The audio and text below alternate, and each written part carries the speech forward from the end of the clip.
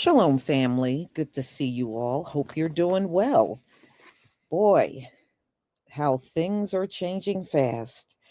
We're going to talk about these white farmers because they're the only ones that had deals up in here. And these are the soybean farmers. Most of their revenue came from China. And China is boycotting agriculture here in the US. So they're not buying from US farmers. They're going to places like Brazil and Peru, but they are not buying from US farmers at all. And because of that, they have lost so much, y'all. They have lost so much. But I fault them. They were the ones that ran out there and voted for Donald Trump. And now they're crying, talking about the tariffs had hurt them. The ones that Donald Trump did on China, and he was doing 100% tariffs. It was just absolutely ridiculous. First of all, the tariffs were never a necessity.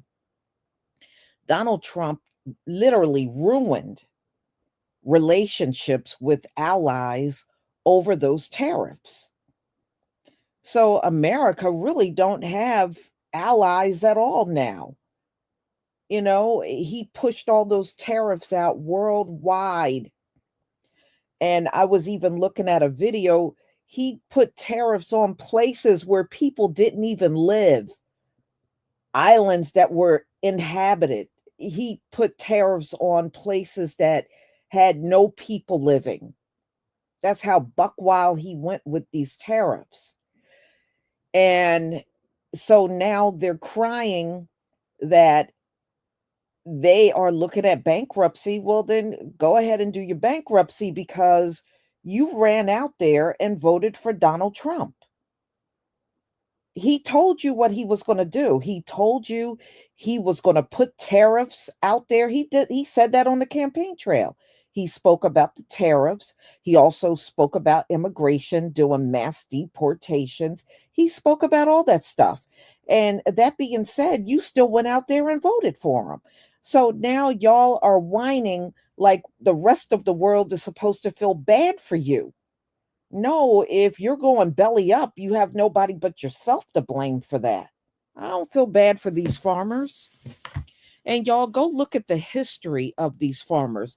They got a lot of stolen land. Many of them do. That's why, oh, my grandfather and my father. Yeah, your grandfather and your father are criminals. They stole land.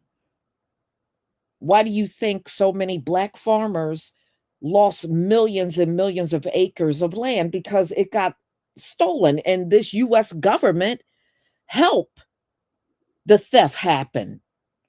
They were full participants. So no, always stay on the subject of reparations because the US government, they were full participants in everything that had occurred to, even to this very day, everything that occurs within our community, they got everything to do with it. They get off the hook for nothing. So I'm going to share your videos and yeah, get ready to hear this whining because they sure got a lot to give. But hey, Donald Trump didn't mince his words. He told you straight up what his plans were. You didn't say to yourself, wait a minute, I need my immigrant workers because without them, my crop is going to rot. Nope, you didn't think like that. You just went out there and voted for them. So whatever happens, that's on you. And I even saw another video a few nights ago and they were like, the black farmers are so quiet. Well, the black farmers have nothing to say. They never got the same deals that white farmers got. What are they going to come out and say? They have already have a long history of fending for themselves. This government don't help them. It doesn't matter who you have in charge of the USDA. They all do the same thing collectively. When it comes down to farming, everything goes to the white farmers. It doesn't matter, Democrats or Republicans. You had Joe Biden in there, and they still got nothing. You got Trump in here, and they still don't get nothing. It doesn't matter. One thing these different parties agree on is not to do anything for us. They're both in lockstep over that. All right, so let me share my screen so we can get started. Please give me a 1 if you can see my screen.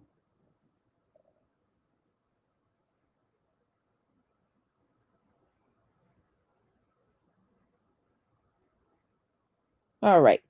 So you're going to hear many of these farmers complaining because, they're not making money like they used to. Well, welcome to the world of Black farmers. They never had an opportunity to make a lot of money. At least you had that chance. They never had it at all.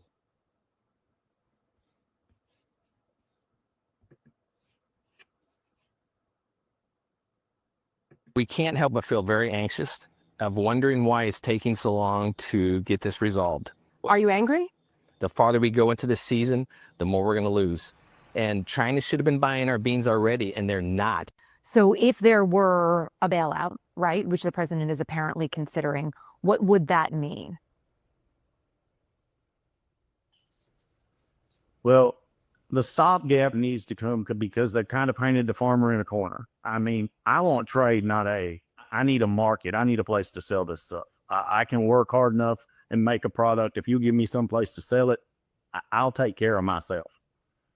But they've painted us in a corner with this China deal and China buying no soybeans. I mean, they've tore our market in half. I mean, if you take the 4 years prior to Trump's first tariff war, the average price of a bushel of soybeans is $12.54.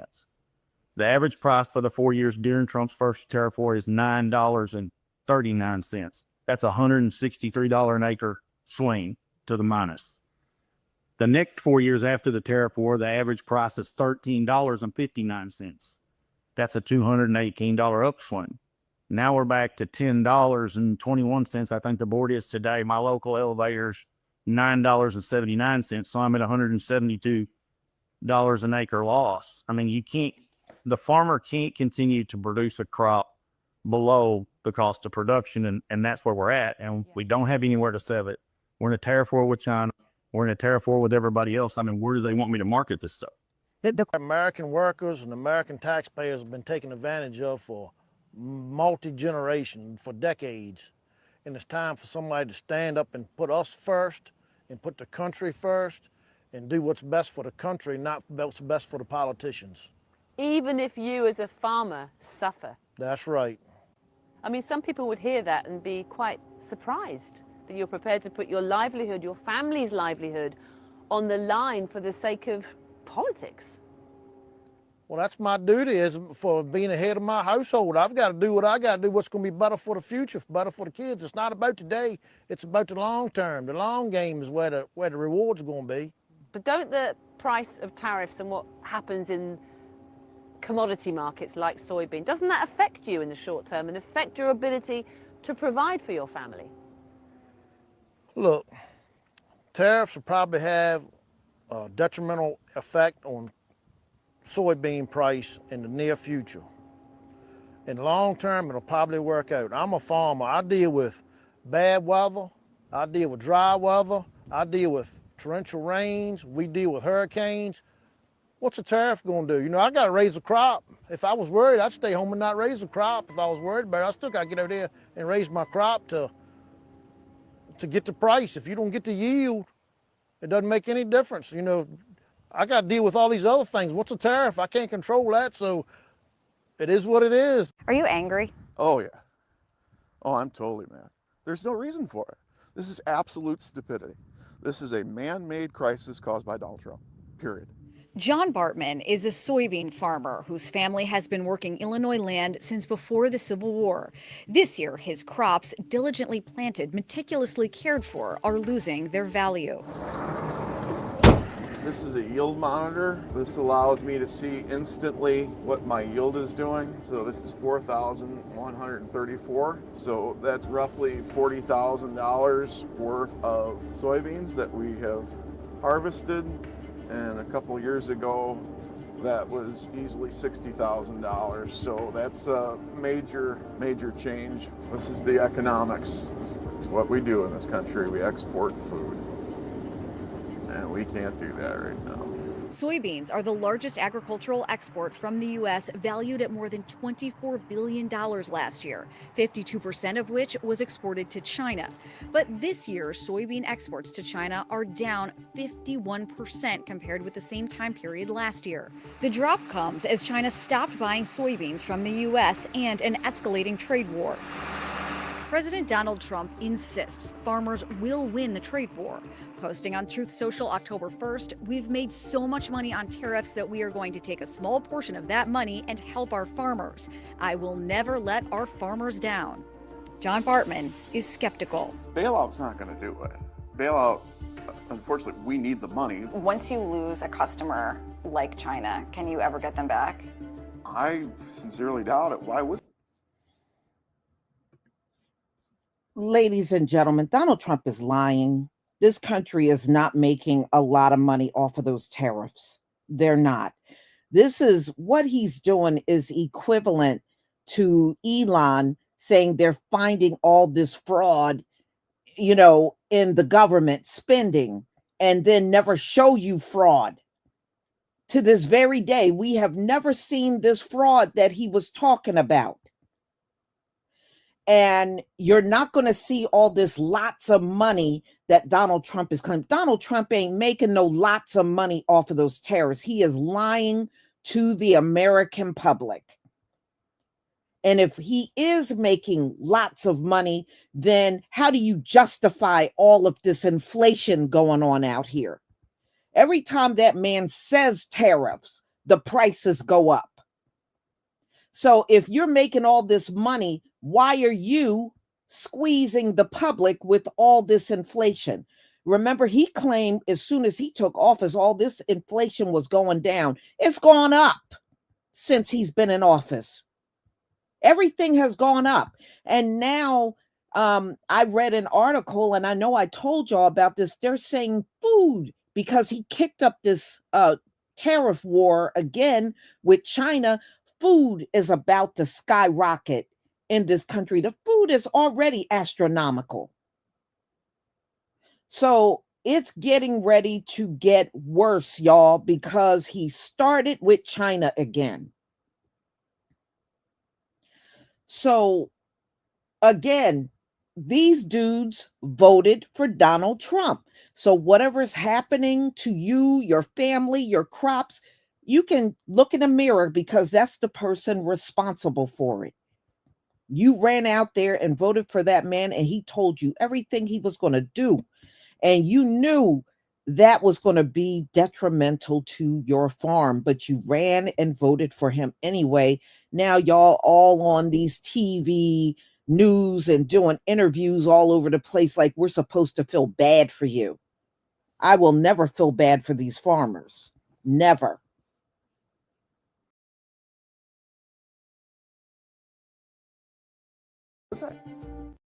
This is fresh off the presses. This is amazing. So you know how farmers were pleading to the Trump administration for help, and they expressed so much anger that the Trump administration gave your tax dollars and my tax dollars to the tune of $20 billion to Argentina, who turned around then and went straight to China and said, hey, we'll trade directly to you.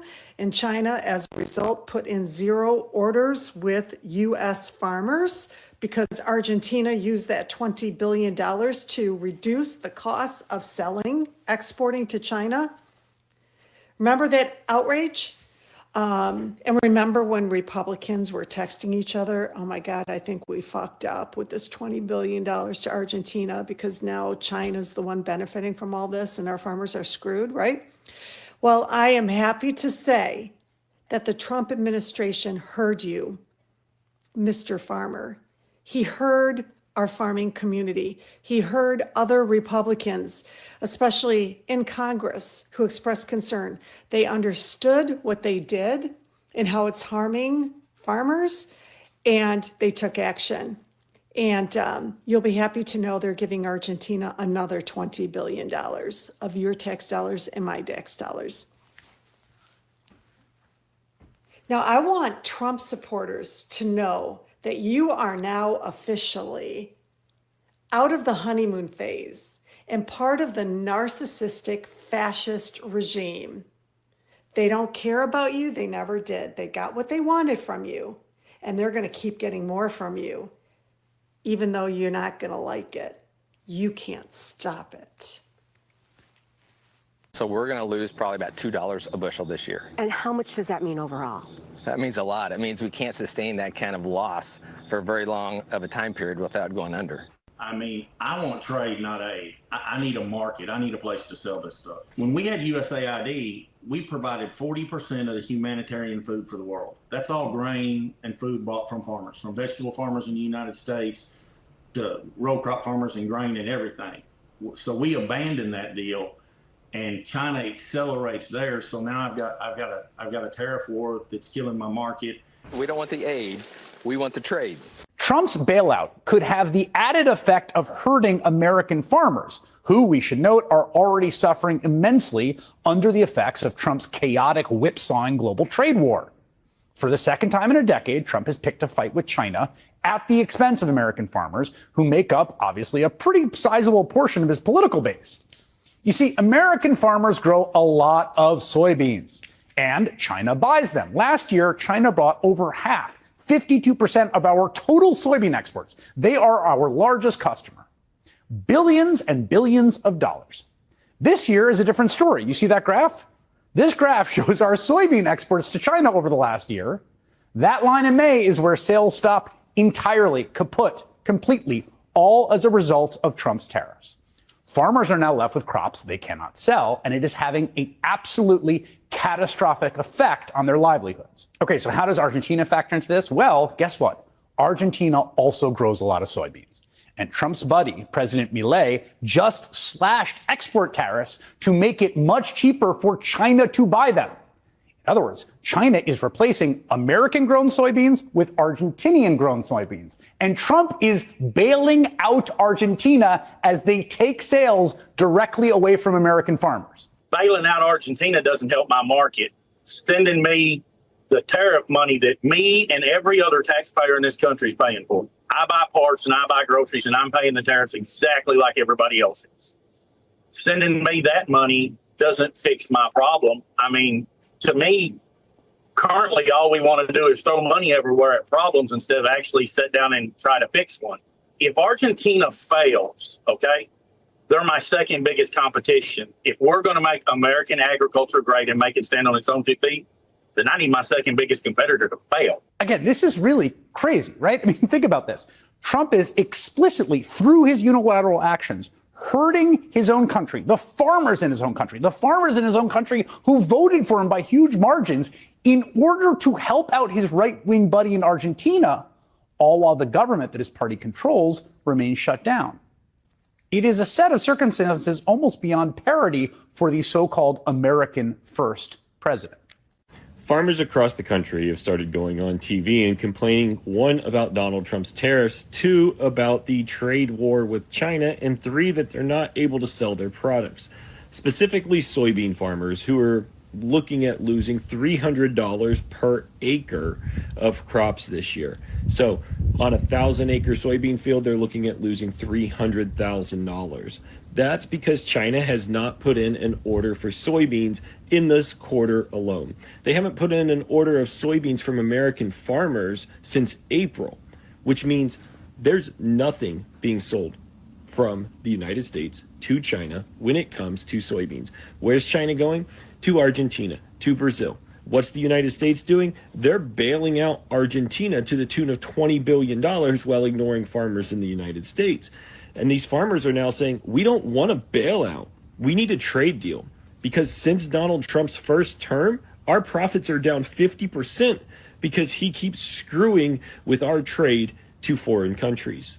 We need Donald Trump to actually uphold his promises and quit screwing around. We need him to stop telling us that he's going to give us back our money, the money we spent on tariffs. We need him to keep his word, to make a trade deal, and to quit screwing up our free markets. Mother Nature has been kind this year to Ryan Mockentune, who farms about 2,200 acres of corn and soybeans near Brownton, Minnesota. Great weather has meant better than average yields, and the sun was shining during his soybean harvest in early October. When you can get a run of a week straight of, 80s weather with nice wind, I mean, you can combine a lot of beans. The weather's just been fantastic. What's not fantastic? Just as Mockentune brings his crops off the field, the world's largest soybean consumer, China, has stopped buying American beans. It's really nerve-wracking. The looming tariffs over us have made it just difficult to predict anything. Ed Ussett is a grain market economist at the University of Minnesota. This is harvest time, and traditionally our biggest sales are from September to the end of the calendar year. And Ussett says the biggest chunk of those sales usually goes to China. Over the last decade, we've routinely sent 1 billion bushels to 1.2 billion just to China every year. That represents 25% of total soybean demand in the United States. But since May, China has bought 0 American soybeans after the Chinese government slapped tariffs on them, a retaliatory move in the Trump administration's ongoing trade war. I'll finish this little strip, turn around. And as demand plummets, so does the price. Caught in the middle are farmers like Ryan Mockentune, whose great-great-grandfather started this farm in 1887. When we visited, he was just finishing up combining his first field of the day. Most every year, he puts his soybeans into big storage bins on his farm and sells them throughout the year, trying to eke out a bigger profit when and if the price rises. But this year, he's reversed course completely and is selling his haul right away at the local grain elevator. So on that load, I had 371 bushels of soybeans. Got paid $9.13 a bushel. It's $1 below what I got for most of my beans last year. My fear is that the price is even going to get worse and worse as we go along if we don't have that demand for the soybeans. Mockentune is fearful because he's seen that happen before. In 2018, a similar trade war pushed prices down to around $8 a bushel. But it means he's selling his soybeans for less than what it cost to produce them. With the prices of fertilizer and farm equipment ever increasing, he figures he's losing about $100 per acre, or about $90,000 on his soybeans. It's overwhelming on how to manage all these costs when we plant on good faith that the market will be there to support all our costs. Yeah, it's emotionally demanding to try to balance all of it. Just a few miles away, Bob Lindeman is also veering off his usual harvest plan. With the beans we normally would sell right off the field, we're putting them into these bins. Unlike Mockentune, Lindeman's holding on to most of his beans, crossing his fingers the market will improve. Oh, it's for sure a risk, putting them in. The market could go down. I'm hoping that we can get some of these tariffs taken care of. But Lindeman doesn't have a place on his own farm to store the soybeans, so he's renting space from his neighbor, which will increase his costs. Right now we're using 1, 2, 3, 4, possibly 5 bins on his farm site. Not selling now means he may need to take out a federal loan for the first time in more than a decade to help pay his bills. And when he does sell, it'll take a lot of time and labor. I'll be hauling a load every second to third day from now until next fall, just to get it all emptied out. I really don't want to be doing that, but we need to try and make every cent extra we can this year. Ed Ussett, who advises farmers on these types of complicated decisions, says they're used to factoring in risk, but this level of uncertainty is making those decisions exponentially harder. There's a difference between uncertainty and risk. Risk is something you can measure. Uncertainty, is this trade war going to be resolved in the next month, 6 months, 1 year? Your guess is as good as mine. In September, on a call with Chinese President Xi Jinping, President Trump discussed TikTok, not soybeans, and he's threatened to cancel an in-person meeting with Xi later this month. In the meantime, his administration is said to be putting together a multi-billion-dollar bailout package to help make up farmers' losses. And we're going to take some of that tariff money that we made, we're going to give it to our farmers. Ryan Mockentune appreciates the help, but Nobody likes a bailout. It's a short-term Band-Aid. We need long-term fixes. and he's worried about long-term damage to the export markets because China has now found other trading partners in Argentina and Brazil. Ed Ussett's also concerned. China is learning something. They have an incredible appetite for soybeans, and they can feed all their needs from South America. That's what they're learning right now. Farmers want to sell more of their products here in the U.S. and are hopeful about a Trump administration plan to boost biodiesel made from American soybeans. Renewable diesel, it is expanding quickly in the United States, but it's not covering that gap anytime soon. And so, as farmers in Minnesota move on to harvest their corn crop, they want their leaders in Washington to understand what's at stake. Well, I'd say let's not worry quite as much about TikTok and this and that. Let's worry about this ag sector. You keep agriculture healthy, it keeps a lot more jobs and a lot more people financially set throughout this United States. When farmers are profitable, we spend our money on new equipment, which turns around and helps our economy. To do that, though, we need profitability, we need certainty, we need a vision of a future of where farming will be someday. For PBS News Weekend, I'm Megan Thompson in Brownton, Minnesota.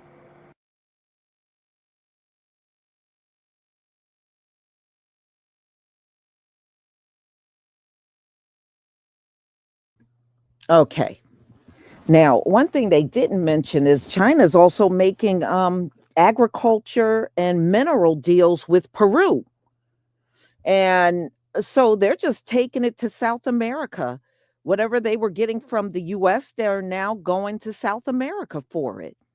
And as far as bailouts, I don't care about a bailout for these farmers because you know what? When they get bailed out, the only one that's going to profit from it are the white farmers. Black farmers ain't going to get bailed out because they never had the opportunity to get the deals in the first place. They have always had to fend for themselves. But yeah, they got thousands of acres and a big portion of it is stolen. Yeah, their great grandpappy passed it down. How much of it came from black farmers that he stole from? You know, don't feel sorry for these people, man. Don't feel sorry for them. If Trump is screwing them over, that's one of your own screwing you over. And Donald Trump, when does Donald Trump keep his word on anything? Are these people insane?